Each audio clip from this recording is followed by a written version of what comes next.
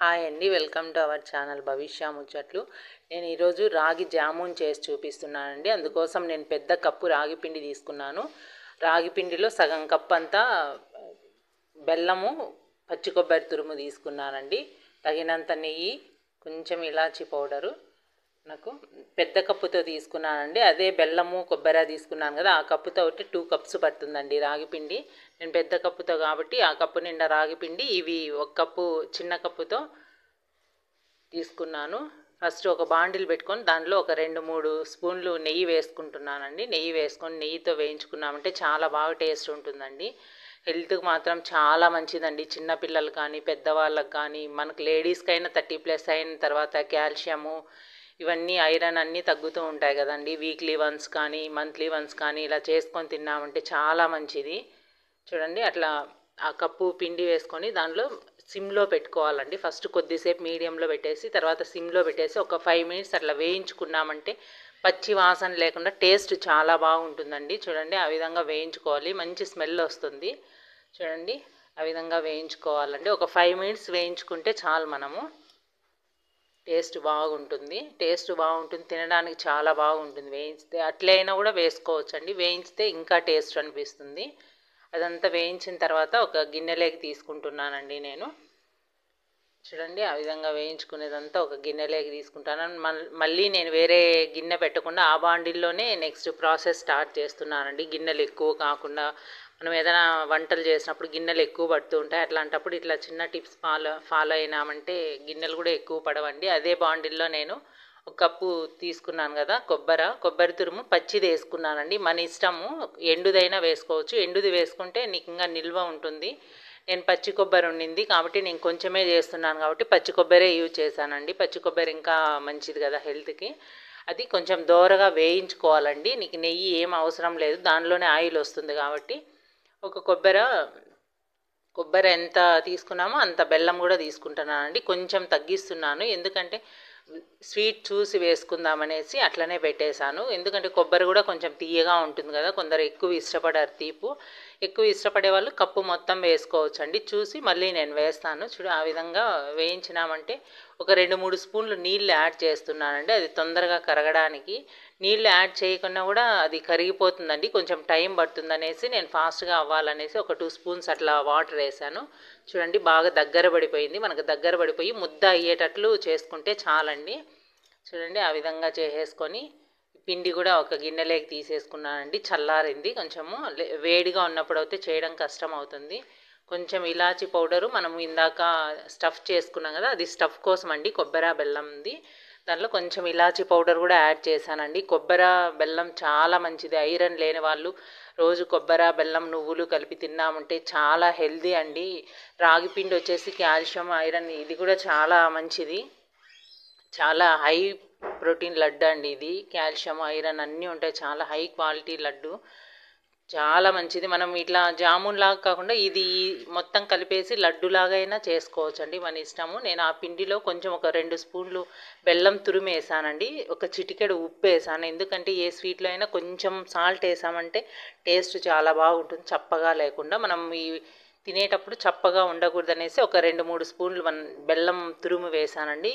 మీరు కావాలంటే షుగర్ కూడా యాడ్ చేసుకోవచ్చండి, మీ ఆప్షన్ అది. నేను పాలు తీసుకున్నానండి. మనం బెల్లం ఏ కప్పుతో తీసుకున్నామో అదే కప్పుతో పాలు కూడా పడతాయండి. గోరువెచ్చగా ఉండాలి పాలు మాత్రం, చల్లారనీయకుండా గోరువెచ్చగా ఉన్నాయంటే చాలా బాగా వస్తుంది, సాఫ్ట్గా వస్తుందండి. చూడండి, ఆ విధంగా నాకు 1 కప్పు పాలు పట్టినాయి, కలిపేసినాను. ఆ విధంగా చాలా మంచిదండి. చూడండి, అది చల్లారిన తర్వాత 2 గిన్నెలోకి తీసేసుకున్నానండి. అదొక గిన్నెలోకి, ఇదొక గిన్నెలోకి. కొబ్బరి ఉంది కదా, అవి చిన్న చిన్న ఉండలుగా చేసుకోవాలండి. మనం అది స్టఫ్ చేస్తాము. మీకు కావాల్సినంత సైజు, మీరు జామున్ ఎంత సైజు కావాలనుకుంటారో అంతకంటే చిన్న సైజు మీరు ఇవి స్టఫ్ ఉంది కదా కొబ్బరి అది అలా లడ్డూలాగా చిన్న చిన్న ఉండల్లాగా చుట్టేసి పెట్టుకోండి. ఫాస్ట్గా మనకు అయిపోతుంది. చూడు, ఆ విధంగా చుట్టేసుకోండి. చుట్టేసుకున్నామంటే ఫాస్ట్గా చేసేసుకోవచ్చు మనము. చూడండి అంత అయింది. నేను ఒక కొబ్బరి చిప్ప తీసుకున్నాను అంతే అండి. నేను క్వాంటిటీ కొంచెమే కాబట్టి చేసేది అది తీసుకున్నాను. అలాగే మనం ఇందాక రాగి పిండి చేసుకున్నాం కదా, ఆ రాగి పిండిది కూడా సేమ్ అలానే తీసేసుకొని నేనే వీడియో తీస్తున్నాను కాబట్టి చూపించడానికి కొంచెం కష్టం అవుతుందండి. చూడండి ఆ విధంగా చేతికి కొంచెం నెయ్యి అద్దేసుకున్నామంటే అంటుకోదండి. ఆయిల్ కానీ నెయ్యి కానీ మీ ఆప్షన్ అది.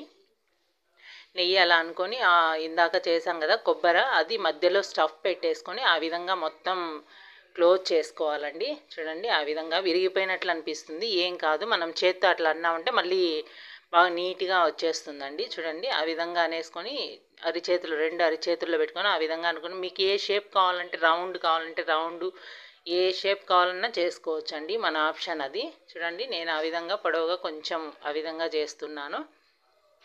చూడండి ఆ షేప్లో చేసుకున్నాను, నేను అంత సైజ్ చేసుకున్నాను. మీరు ఏ సైజ్ అయినా తీసుకోండి. ఇంత సైజ్ చేసుకున్నామంటే కనీసం ఒక్కటి తిన్నా చాలు పిల్లలు, ఒకటి రెండు తిన్నా ఈవినింగ్ స్నాక్ లాగా కానీ, లేదా చేసి ఫ్రిడ్జ్లో పెట్టేసి స్నాక్స్ పిల్లలకు స్కూల్కి చాక్లెట్స్ బిస్కెట్స్ అవి ఇచ్చే కంటే ఇలాంటివి ఇచ్చామంటే మనం హెల్త్ కొంచెమన్నా మనకు తెలిసినంత వరకు మనం చేసేది చేసామంటే ఆ తర్వాత దైవాధీనమండి. కొంచెం కొంచెం మన హెల్త్ పరంగా చిన్న చిన్నవి మనం చేసుకుంటూ వెళ్ళామంటే బాగుంటుందని నా ఒపీనియను. కొంచెమన్నా మనం తినే ఫుడ్ కొంచెమన్నా హెల్తీగా ఉంటే బాగుంటుంది. నేను చుట్టేసుకున్నాను. ఇంకొంచెం పిండి మిగిలిందండి, అవి నేను అలాగే మొత్తం చూడండి ఆ విధంగా బిస్కెట్స్ లాగా చిన్న చిన్నవి రౌండ్ చేసేసి దాని మీద జీడిపప్పు అతికిచ్చానండి. ఆ విధంగా చేసుకోవచ్చు, ఎందుకంటే కొంచెం దాంట్లో కూడా బెల్లం వేసాం కాబట్టి స్వీట్ ఉంటుంది, మరీ స్వీట్ ఉంటుంది. ఇదే ప్రాసెస్ మీరు కోవా ఉంటుంది కదండి, పాలకోవా అంటాం కదా, ఆ కోవా ఉంటే కోవా కూడా స్టఫ్ చేసుకోవచ్చు అండి. మన ఇంట్లో ఉండిందంటే ఆ కోవా కూడా మధ్యలో పెట్టి స్టఫ్ చేసుకోవచ్చు, అది కూడా ఇంకా చాలా బాగుంటుంది. ఇది చాలా హెల్దీ అండి. ఖచ్చితంగా ప్రతి ఒక్కరు ట్రై చేయండి, మీ పిల్లలకు పెట్టండి, మీరు పెట్టండి, మీ పెద్దవాళ్ళకు పెట్టండి. ఖచ్చితంగా చాలా మంచిది, చాలా అంటే చాలా మంచిది. నేను ఎందుకు ఇంత చెప్తున్నానంటే ఈ మధ్యకాలంలో ప్రతి ఒక్కరికి కాల్షియము ఐరన్ ప్రతి ఒక్కరికి ప్రాబ్లమే ఉందండి. పిల్లలు మెచ్యూర్ అయిన తర్వాత చాలా ఐరన్ డెఫిషియన్సీ చాలా ఇదిగా ఉన్నాయండి. అలాంటి పిల్లలకి ఇలాంటి ఫుడ్ పెట్టామంటే చాలా స్ట్రాంగ్గా తయారవుతారు, చాలా మంచిది. ఖచ్చితంగా ట్రై చేయండి, కొంచెం టైం పడుతుంది అంతే.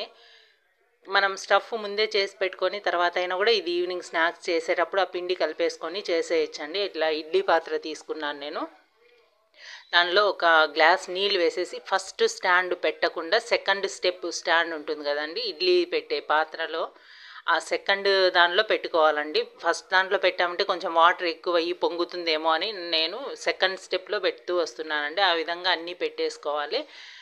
చూడండి ఆ విధంగా మనకి ఎన్ని ఉన్నాయి అన్నీ ఒకదాని మీద ఒకటి పెట్టేసుకోవచ్చు అండి, ఏం ప్రాబ్లం ఏముండదు. ఆ విధంగా పెట్టిన తర్వాత ఒక 5 to 10 minutes అండి మీడియం ఫ్లేమ్లో పెట్టుకోండి. చూడండి బాగా కుక్ అయిపోయాయి.